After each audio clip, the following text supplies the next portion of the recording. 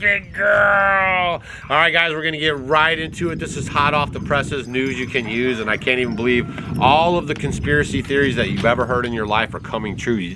We've told you guys that the year of Aquarius is moving in. That means that everything is going to become known. Everything is going to be out in the open, and then what you guys do with the information, well, that's literally up to you. So today's hottest new press release is fluoride in drinking water is linked to lower IQ in kids. Federal report says. How many times have you been warned about the public drinking water and the fluoride in the water, and you didn't pay attention to it because you thought we were just ringing bells, right? But we're not. We're trying to warn you guys because your health and nutrition is being affected in an adverse way, right? We want you to live your best life, and you can't do it if you're under the effects of fluoride. And after this video, I hope you spend a little bit of time investigating fluoride, where it comes from, why they add it into the water, and we're also going to talk about some levels that are acceptable. And I want you guys, please just spend a little time after the video and go look up these acceptable numbers. Then at the end of the video, I'm going to give you a call to action, what you could probably do to get your city administration, whoever's in charge of your water in your neighborhood, to start deleting the fluoride, because it's happened in several municipalities around America. A new government study just released that fluoride levels in drinking water are hitting twice the recommended limit and are linked to low IQ levels in children. Folks, this is serious business. Experts at the National Toxicology Program, part of the Department of Health and Human Services, examined previous research on fluoride levels. Their conclusion is their first example of a federal agency finding what officials think is a link between higher levels of fluoride exposure and low IQs in children.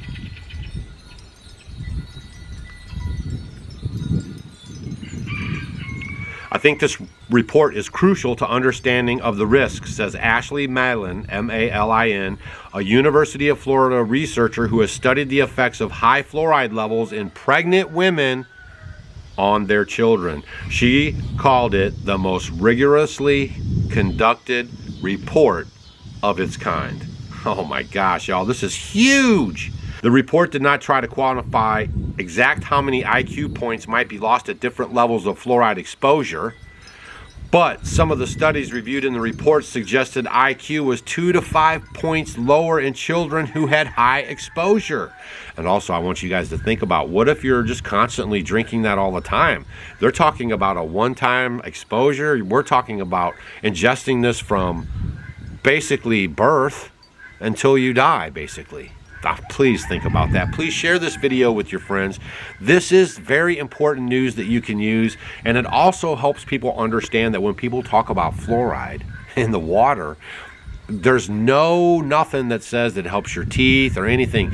Please go look at the facts. They put this in here for a reason, y'all. Do you know what that reason is?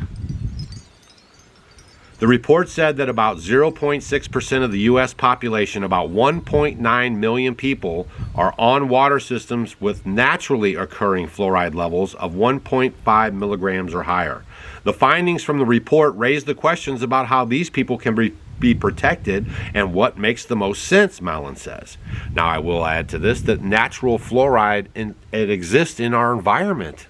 Go look this stuff up. So it's not going to be the same as if you are taking a chemically produced fluoride in your drinking water. Please go look this stuff up. Fluoride is a mineral that exists. What did I just say? I didn't even read that. Fluoride is a mineral that exists naturally in water and soil. About 80 years ago, scientists discovered that people who supplied naturally have more fluoride and also have fewer cavities. That's not true either. If you guys, we've talked about Weston A. Price. I'm going to wrap it up. I don't want to keep this too long, but you get the general idea. All your conspiracy theories are coming true, and please share the video.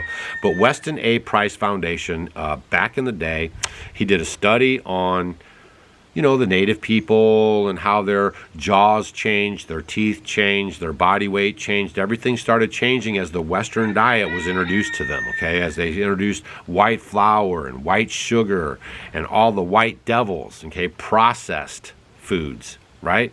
And this is all very well documented. And they also documented that their teeth were very nice until they started involving themselves with that kind of food.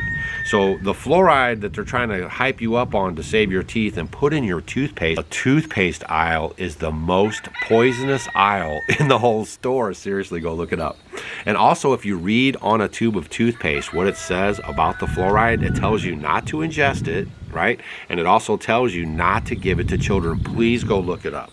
Okay, but the Weston A. Price Foundation, you guys could join there and get a ton of information that could really help move your needle on your health and nutrition for your family. And they send out all kinds of bulletins about, this is not for them, I just brought it up because they do such good research and I want you guys to have the information.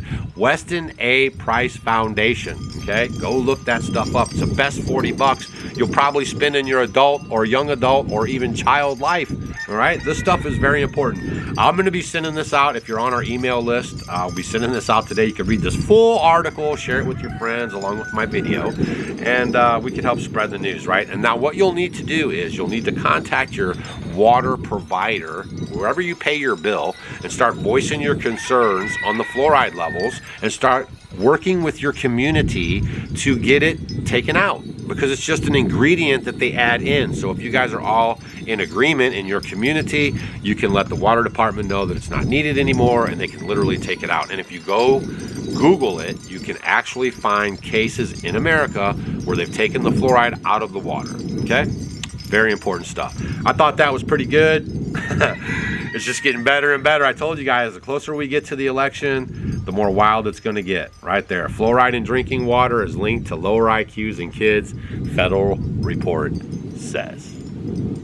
There's my thumbnail. All right, see you guys on the next video. Hope you enjoyed it. I love this information. It's news you can use, right? I know you guys are getting smacked around with this election stuff. All right, and if you're in the university, we had to switch it over to tonight, so we'll see you guys at the university at university.offgridwithdougandstacy.com, 7:30 p.m. Central Standard Time. All right? Whew.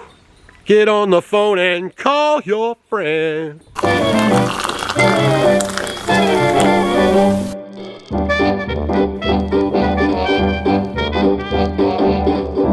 Did you guys know that in the 16, 17, and 1800s, chocolate was consumed as a beverage? There was no such thing as a chocolate candy bar. Well, we're bringing chocolate tea back to the 21st century because it's loaded with antioxidants our body loves, and it's a great source of magnesium that's wonderful for bone and heart health. It's a great addition to your coffee machine or your French press, or just along with your favorite sweetener. You can find it on offgridwithdougandstacy.com, along with our brand new tea infuser, simple to use for easy steeping. Cheers!